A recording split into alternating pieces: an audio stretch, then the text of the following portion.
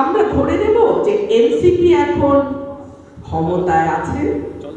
নতুন ধারার রাজনীতি কেমন রাজনীতি যে এক একজনের গাড়ির বহরে 155 থেকে 60টা গাড়ি থাকে, পার গাড়ি 5000 টাকা করে ধরলেও তো 3 লাখ টাকা নাকি?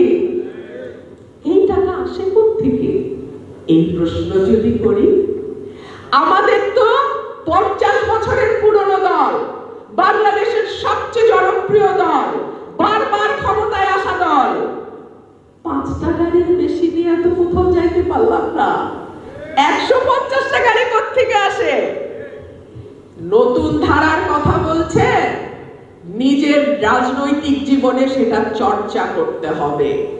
শুধু মুখে বললে তো হবে না নতুন ধারার রাজনীতি, সেই রাজনীতি চর্চা করে মানুষকে দেখাতে হবে।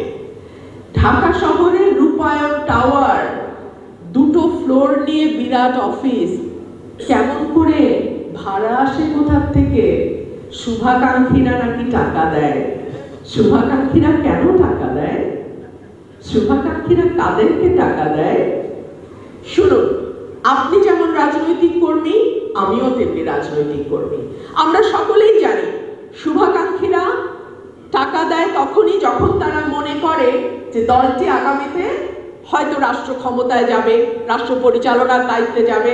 তখন নট নেসেসারিলি সবসময় কোনো অন্যায় কাজের জন্য, তাদের ব্যবসা বাণিজ্য যাতে তারা আরো একটু ভালোভাবে চালাতে পারে সেজন্য তারা দলকে ফান্ডিং করে। এটা নতুন সংস্কৃতি না, এটা সেই পাকিস্তান আমল থেকে চলে আসছে।